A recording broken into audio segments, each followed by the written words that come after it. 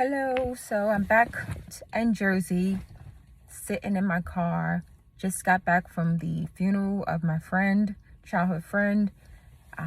He put his mother to rest. It wasn't him. Sorry, let me be clear on that one.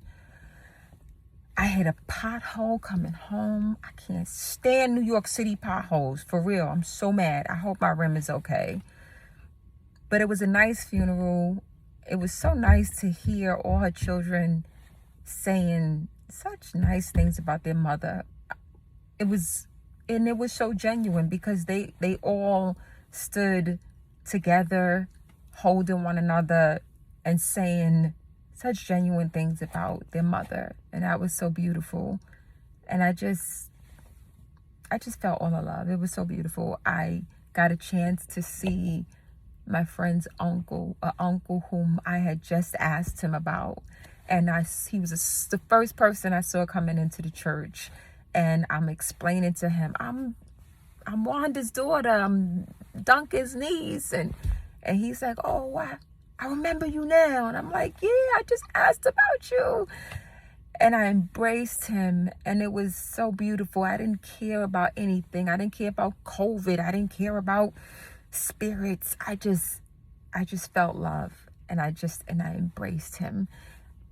I just really believe that sometimes we got to put aside stuff and just show love. And with that just set the mold. And seeing my friend and his family, his brothers and his sisters standing up there tonight saying such beautiful things about their mom, and remembering for myself who their mother was to me. Like, I used to be completely afraid of Lois. Like, she just completely scared me. I was like, I'm staying away from her. And it was so funny because when I shared that with my friend, he was like, yo, my man said that about her too. And I was like, yeah, she was type scary, but hearing everything about her tonight and seeing a church full of people, and this was the service, going home service. There was the wake and everything and viewing beforehand. I said, wow, I guess I had the wrong idea. But you know how it is. As you grow and get older, you change. You know what I mean? And so she might have been that Lois back in 1980 or whatever, but she was this Lois now. And her colleagues and 42 years at one job. I was like, well, damn, I don't know if I could do that one. But that's how it was then. That's how people were. You stayed on your job forever. You stayed married. You kept friends. And that's the kind of stuff that we don't really have these days, especially not our children. And I miss that. And I miss that sense of community. And so, no, she wasn't my mother. She was my friend's mother, but she was a mother of the community that I grew up in. And so, yes, as I put in my post, another legend laid to rest, another Marcy legend laid to rest. And it made me thankful that my mother is still alive. And at the same time, my grandmother, who was very much like a mother to me, is no longer with us. In fact, this year, this 2023 year makes 20 years that my grandmother is gone. And my grandmother was a pillar of our community. She definitely built up a lot of people in our community. And yes, she was one of them nosy ladies on the bench. And she was also one of those women that would walk your kids to school without you even asking, or one of the women who would watch your children and not take a dime from you. She was community, and she is the reason that I am an activist. She is the reason that I will do things just because I appreciate the people that I represent, the people that look like me, other Black and brown people. And the reason that I do want to make a difference, the reason that it's not all about a dollar bill for me. And there's nothing wrong with making money, but I think it's also more important to do for those who I think we have a responsibility to one another. As I sat in the church and as I drove through the neighborhood, I saw I saw so much inequality. Like, gentrification has hit Bed-Stuy like you would not, like you would not believe. When I was growing up, one of the biggest talks was that the Hasidic Jewish community was going to take over Marcy. And that was a big talk for a long time, but we never saw it happen. And as I drove back through the old neighborhood, and this is not the only time, it's been 10, 20 years that I've driven back through the neighborhood and I saw it slowly happening, but it is right now full-blown gentrification. As I went from Bed-Stuy into what they call now East Williamsburg, into Williamsburg, to the BQE, it went to the gentrification, to the Hasidic Jews literally moving all the way down into my area. And I was just like completely blown away. I had to take videos, I had to take pictures, because it really happened. I was like, wow, man, I thought this would never happen. And here it was. And all I could think of was, damn, man, I can't believe that it's just so possible to just keep pushing the people out of the way like that. Like, when does it stop? When do Black lives really matter? And in the heart is a question that seems so like, when do Black lives matter? But the reality is that Black lives will never matter until we make it matter. I have a client, and I could say this because I'm not saying any names. I'm just saying I have a client. And I have a client. This client is an up-and-coming star. And before this client became an up-and-coming star, they just Zelled me their payments. And they understood our agreement. 50% up front, pay the rest when the job is done. But now that they're up and coming star, they have an accounting firm handling their accounts. And when it came to a certain situation that I was invoicing or sending emails to this accounting firm, I guess the accountants were getting frustrated because I was sending multiple invoices, and I guess they had something to say about it. And my client sent me one of the most offensive emails. I don't think they meant to be offensive, but they began to use language like, please clean up your emails because these white accountants are handling big accounts, and they start shooting off the names of some other celebrities. And I said, you know what? Please don't do that to me. I don't care that they're white. I don't care whose accounts they're handling. I have nothing to do with that. The only thing I'm concerned with is Jet Black Transportation and Mahogany Sanders. I don't give a damn about color. Because in essence, what you're saying is that my business is not up to snuff with white folks' business, or that I'm running nigger business. And those of you who understand that term understand what I mean when I say that. And in fact, I can say that. There's no shame in my game for saying that, because the true shame is in someone telling me that there are white accountants handling the business. And so I need to clean up my emails and my invoices. And I'm in my head like, sweetie, I don't need to clean up anything. I work for one of the biggest school districts in the nation. And one thing, if I learned nothing else from working for that district, I learned this: paper trail. So if I'm in an industry that fluctuates in hours all the time, and I know that you can order a car for 3 hours but take it for 7 hours, you're going to keep getting an invoice that reflects that, especially since you are now dealing with this accountant firm, and you are no longer giving me 50% of my money up front. I'm going to do everything I need to do to cover my bases. That's just how I run my business. I don't give a damn how they treat anybody else. I only care about how I run my business. So don't compare me to the big wigs that they're handling, and don't ever reflect on color with me, because it's offensive. And so I'm saying all of that because when I look at my communities and I see how others just come in and push us to the side and they never think twice about it, the only thing I can think of is, what the hell are we not doing? And what we're not doing is supporting one another. What we're not doing is helping our brother. We're not being our brother's keeper.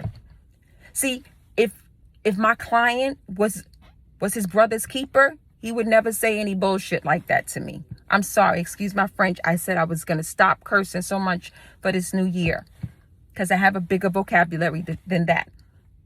And yeah, I have a double master's, and I'm freaking proud of it, because when people come to me with that kind of bull crap, that's when I have to pull on my double master's me, so that I can remind them, you're not dealing with a dummy.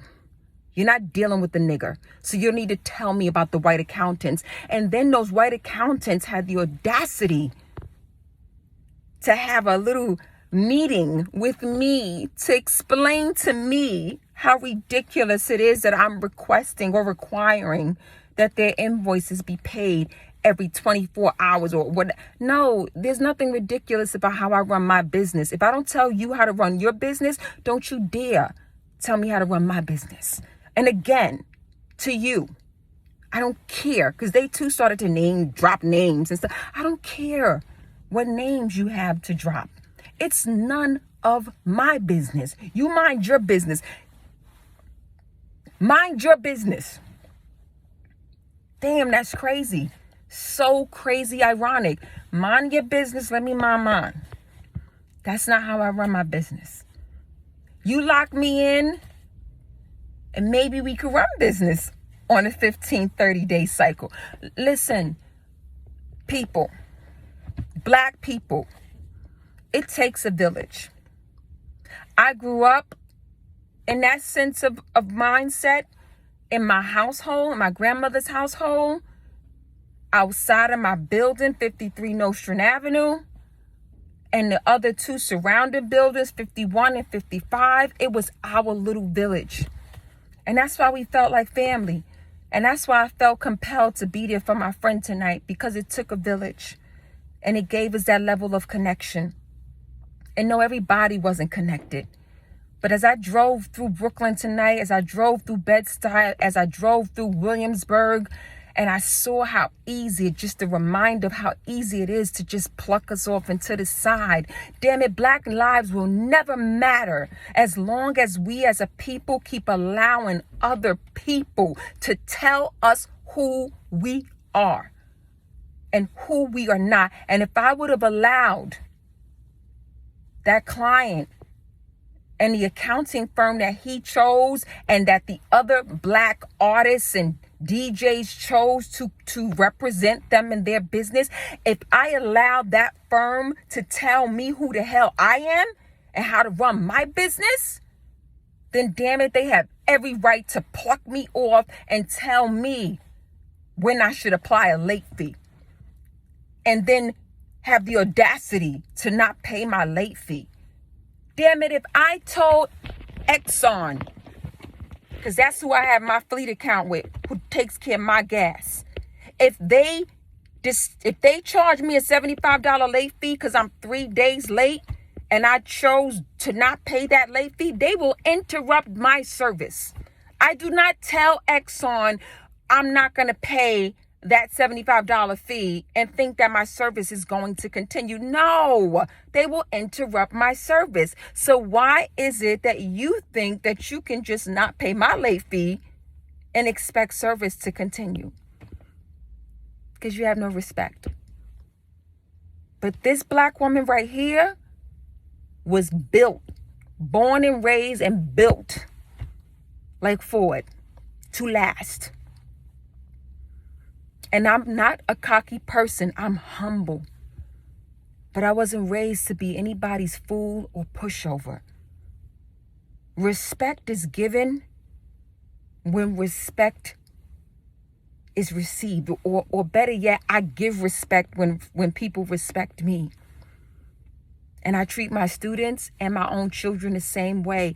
I don't believe that you have to respect me just because. No, I believe that respect is a two-way street, and I believe that it's earned.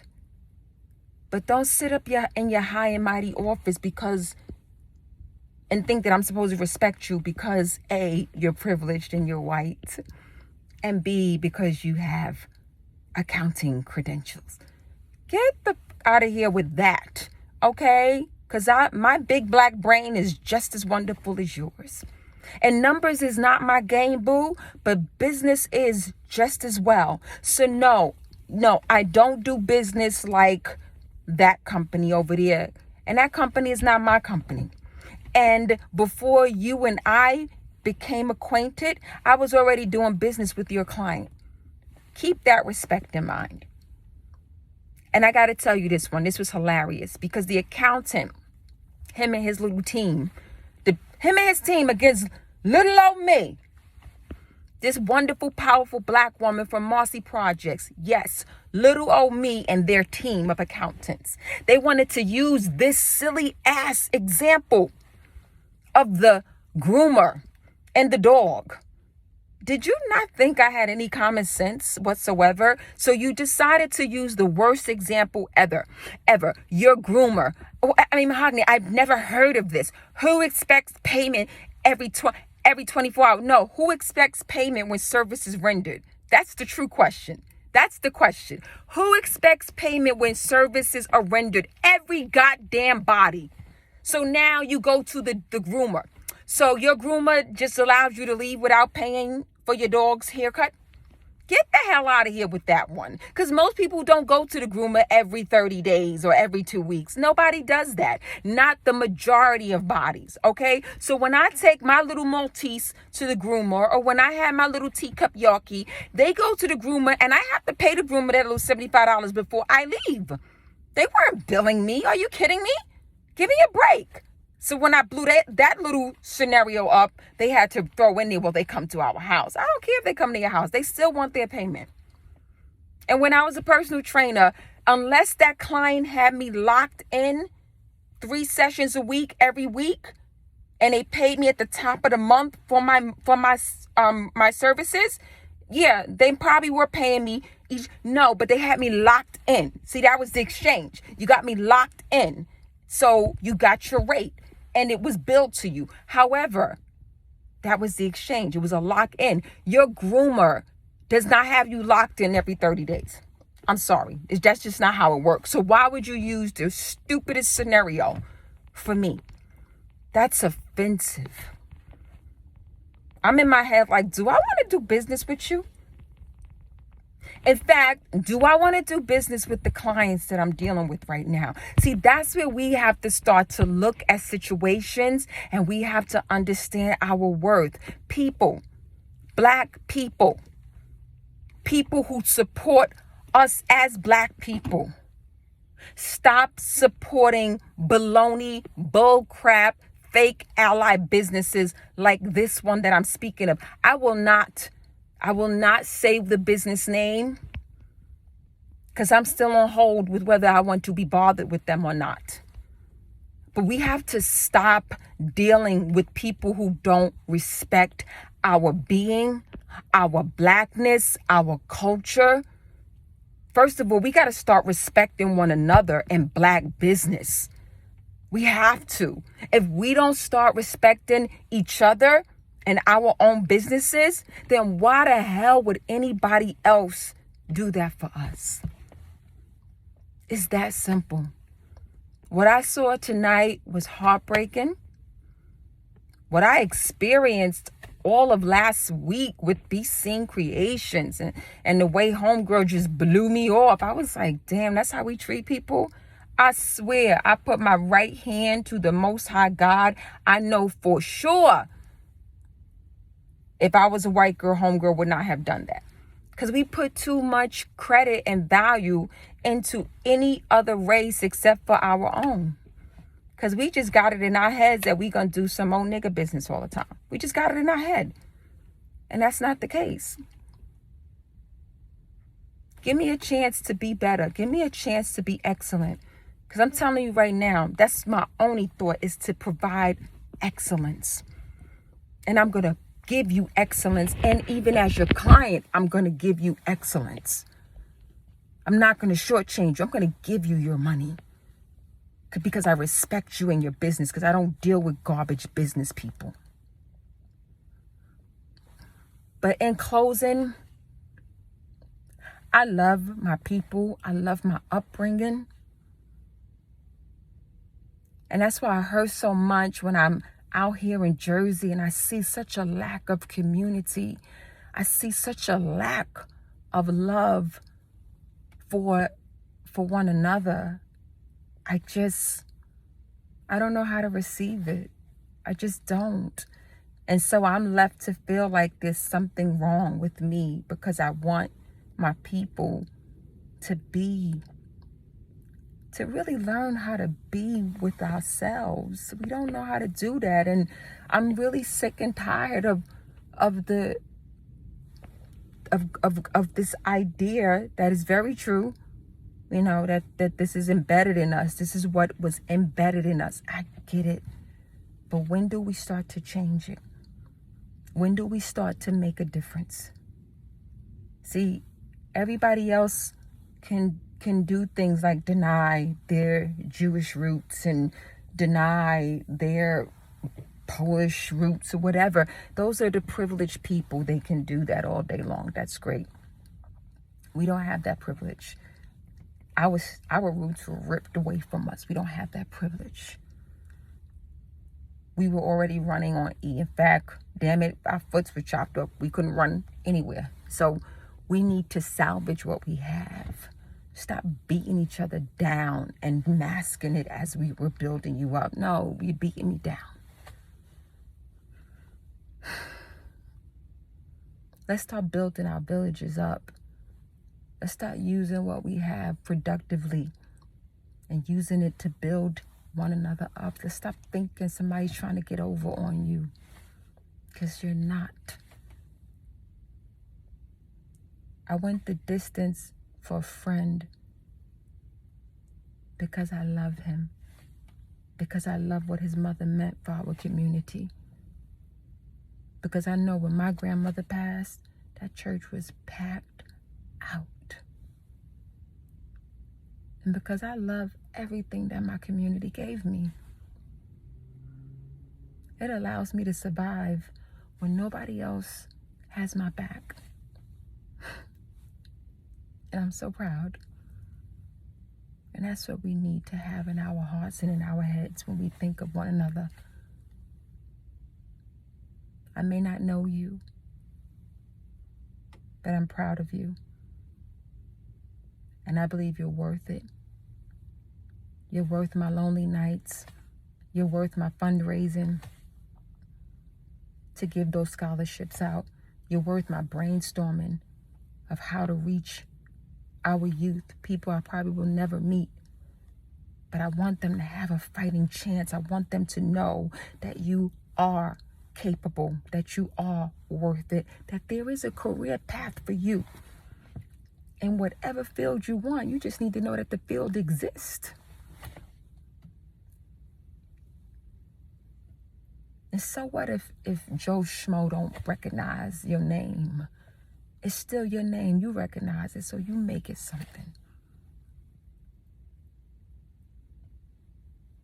You don't have to be a IG big hit.